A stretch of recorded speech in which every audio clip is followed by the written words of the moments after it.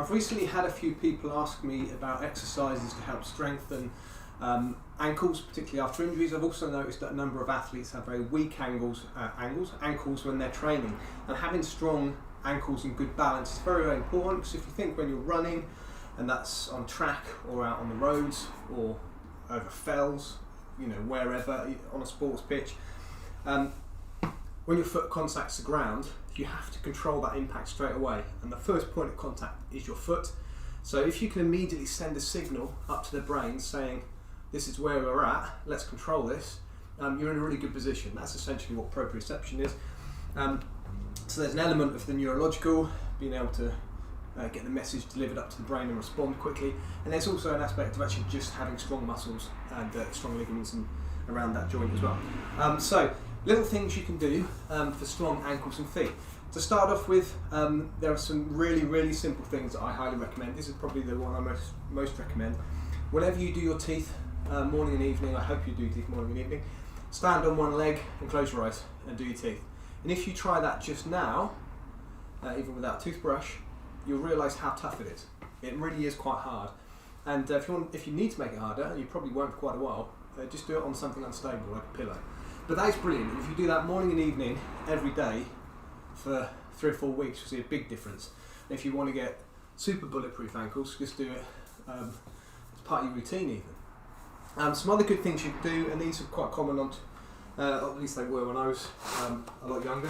These are quite common as part of warm-ups and cool-downs on the athletics track, and they're ankle walks. So I'm just giving myself a bit more space. So you give yourself about 10 metres, and you walk one way as high as you can on your toes, like that, and then you walk back, pulling your toes up to shins as high as you can, and then you'd walk back on your toes, that kind of pigeon step, like this, and then you'd go back and show from the front. You'd then go back, walking on your heels with your toes pulled up but inwards, and then 2 more. You'd be up on your toes with your feet turned out, and you'd walk Charlie Chaplin, I suppose. So you'd walk like that for 10 metres, and then you do the same on your heels. So you can choose to do that as part of a cool down or a warm up before doing some training. So that's another good one. We also can do band resisted, I'll just go off camera slightly. We can also do band resisted exercises, which I found very useful in the past, and I still do them quite frequently. I would do these barefoot, but I'm going to show you with my trainers on. So I'm in my garage. What I do here is, I can't remember how I set that now. I go around this foot, then this foot, and from there I go up and down with my foot, so dorsiflex and plantar flex, resisting the pull of the band. So I'm trying to keep my foot going up and down straight, and the band is trying to pull me that into eversion and pronation. So back and forward, up and down, smooth and controlled. So that's that way, and then you can also, how do I do the other way?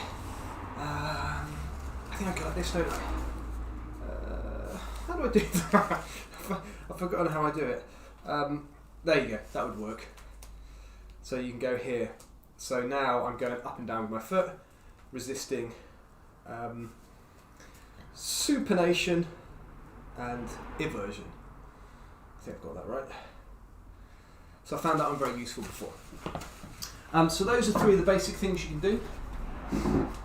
There are plenty more advanced things we can do as well. First off, you can do some single leg strengthening exercises at the gym. So rather than doing conventional squats with both legs bilateral, you can be unilateral. So you get bench, I'm using a dining chair, and you go up and down on one leg. This is great also if you get sort of lower back pain and you prefer not to heavily load your spine, because you really don't need much weight to make those hard.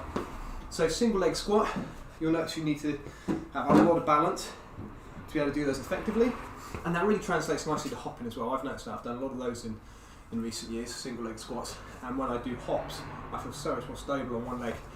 And then we can do, because with our strengthening exercises we want to do a squat pattern and a hip hinge pattern, we can do single leg deadlifts. Most people know deadlift with a conventional bar bilaterally, We can also do it single leg, sometimes called a jet plane or a stalk by physiotherapists. And it looks like this.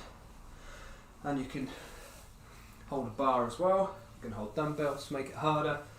But you may find when you first do these, you have awful balance and you're unable to go up and down like this without putting that right foot down. So they're good. We can also strengthen the calves, which can be helpful. They're big muscles.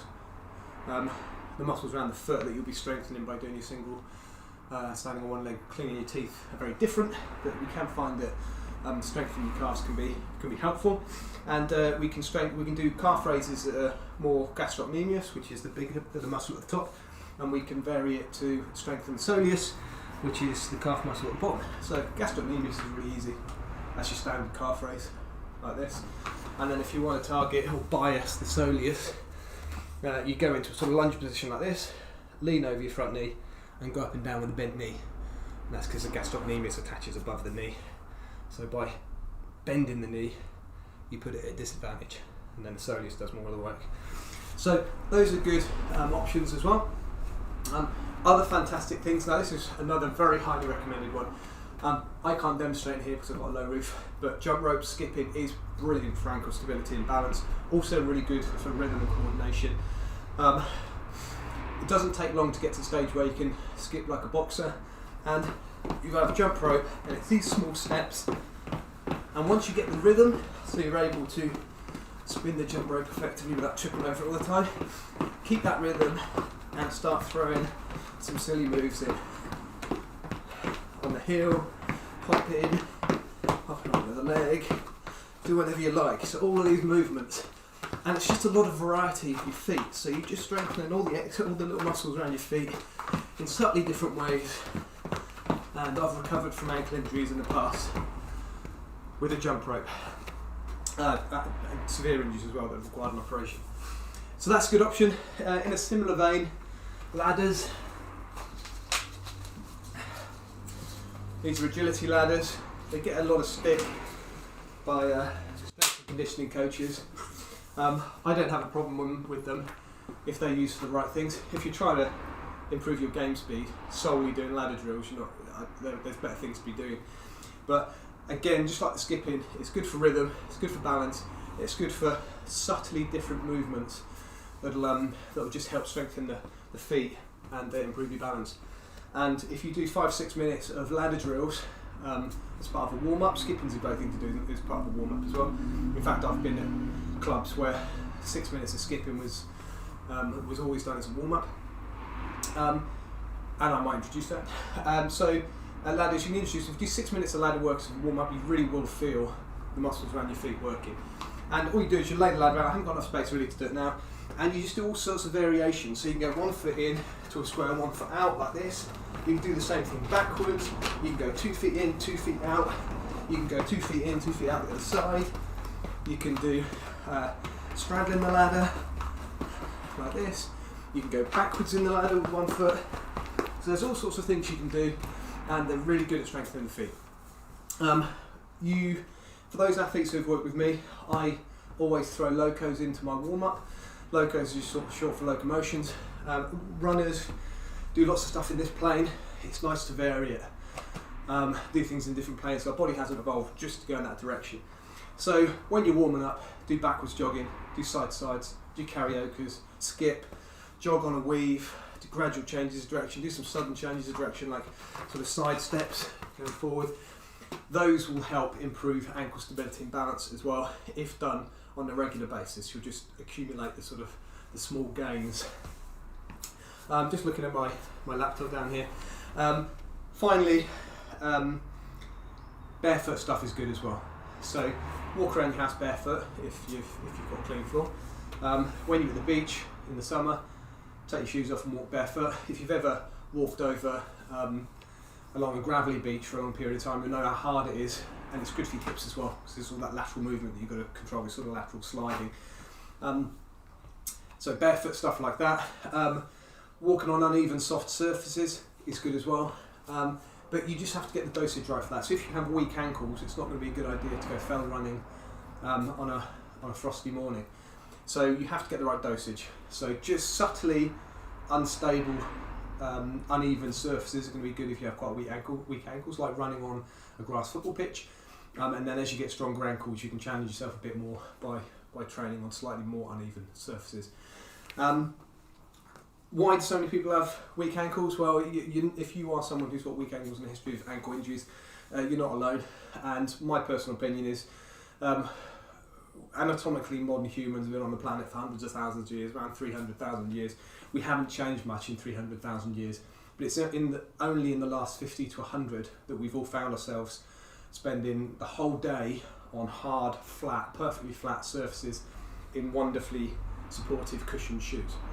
So from birth, we don't develop any foot strength and balance. If you were brought up in a slum in Delhi, they'd be very, very different. You'd be walking barefoot most of your life, and you'd have the opposite. You'd have really, really strong feet and ankles. So basically, we've evolved to spend most of our time walking with very unsupportive footwear on a whole variety of surfaces. So don't be surprised if your feet and ankles are weak, but there are lots of good things you can do to improve them. One thing to finish off with actually is just mobility as well. So if you have had an ankle injury, for example, you might have really stiff ankles. So just work your ankles through a good range of motion. A classic one that physiotherapists will often use as a test is flat heel on the ground. How far can you push that knee up? Do you get stuck there, poor range of motion, or can you push your knee quite far over? You can improve your mobility, or at least work your ankle through lots of planes of movement just by sort of, when you're watching the TV, dorsiflex, plantar flex, dorsiflex through full range of motion. You can also twist, supinate, pronate, eversion, whatever you want to call it. Do circles, try and grab something with your toes, so you curl your toes right over, then pull your toes right up. So you can do all of those sort of things while you sit watching your TV, just to keep all of those little joints in your feet and ankles working nicely. And then also don't forget that if you really are having problems, go and see a physiotherapist, because they're going to give you more detailed advice than I'll be able to give, because I am, after all, just an athletics coach, personal trainer.